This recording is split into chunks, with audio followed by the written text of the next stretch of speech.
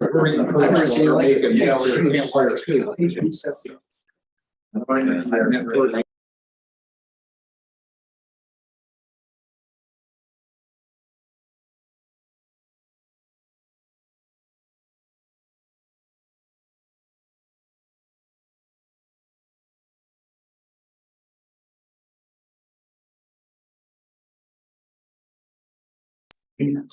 Today is Monday, March 6, 2023. Please rise for the Pledge of Allegiance. I pledge allegiance to the flag of the United States of America and to the republic for which it stands, one nation, under God, indivisible, with liberty and justice for all.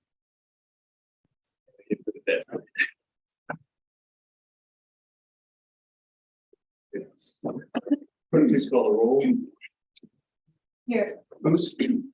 Here. Havens. Here. Winkle. Here. Haywick. Yeah. Reese. Here. Jacobs. Here. Well, from the administration, we have to have the mayor corporate with us as well. Thank you. As Forget about you.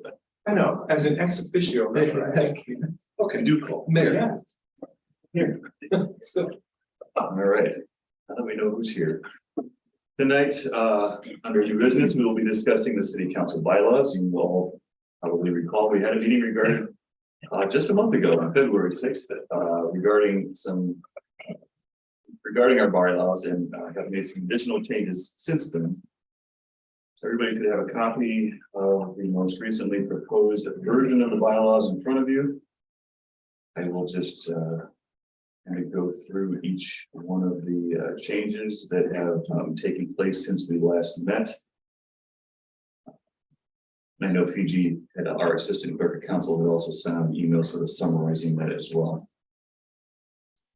So under section 6, we did clarify in section C that the administration shall be seated at a table near council as follows. And so we added the word starting from the left: safety service director, mayor, engineer, and director of finance, to just specifically outline what order they sit in.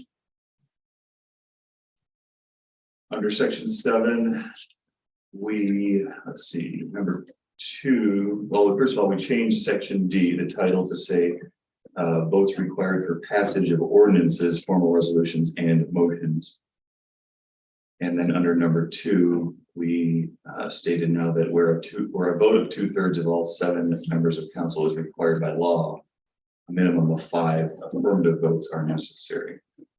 And then you might recall there were 2 other lines, 3 and 4 under there. Those have both been removed as per our discussion on February 6th. Section 9.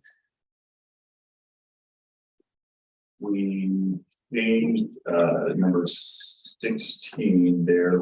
Basically, instead of saying committee meeting announcements, we just changed that to say meeting announcements, since that is the what that section of our agenda typically is used for, is for all upcoming meeting announcements and not specifically committee meetings.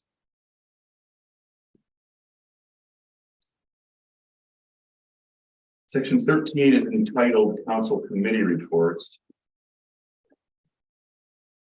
We added in the first paragraph that a committee of the whole committee report is not required. Reason for that is that at a committee of the whole meeting, all 7 members of council are present, and it just seemed that a report was sort of redundant. Obviously, a report for the other committees where there were only 3 members of council present, the report is the way in which the entire council learns of what transpired at that meeting. But in the instance of a committee of the whole meeting, as I said, all 7 members are typically present. We also moved a couple of lines from section 21. Is that right? Yeah. These next 2 sections or sentences rather, were in section 21, but since they both specifically pertain to committee reports, it seemed to make sense to just move them under the section entitled Council Committee Reports. So as you can see, those read, all reports of committee shall be received by the clerk's office no later than 12 p.m. I think previously that said 8 a.m. on the Thursday prior to a regular council meeting. And then the next line, all written committee reports shall be read by the clerk of council. And an affirmative vote, a majority of council is necessary to accept the report.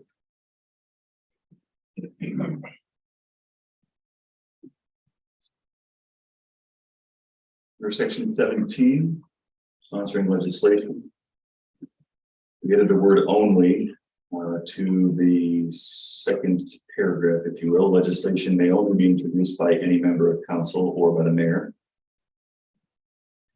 And the next line was removed altogether. Legislation from any other department or person shall be referred to a committee for study. We still address the fact that certain pieces of legislation will be referred to committee. That is under section 19, which I will get to in a moment. But before we go there, section 18, reading of legislation, we removed line 4. All proposed legislation shall be posted in the rear of council chambers.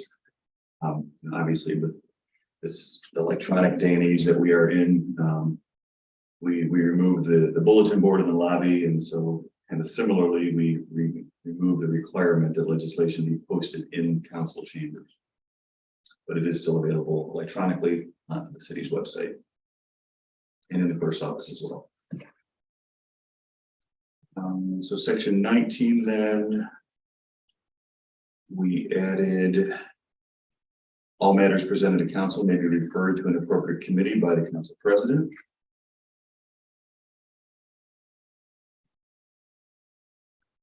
And section 21, I kind of already referred to that earlier. We moved the second and third paragraphs over to section 13, since those pertain specifically to council committee reports.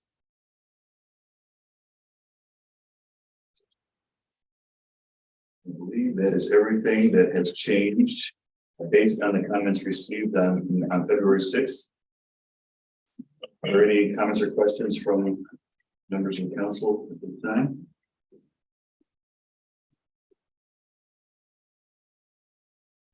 All right, hearing none, I will make a motion to accept the bylaws changes as written and submitted this evening.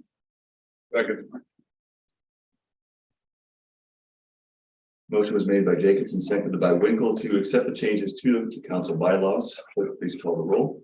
Swink, Yes. Luce. Yes. Avens. Yes. Winkle. Yes. Hagwig. Yes. DeVries. Yes. Jacobs. Yes. Motion carries unanimously. So. All right, thank you, everybody. With no further business for the committee this evening, this meeting is adjourned. Yeah.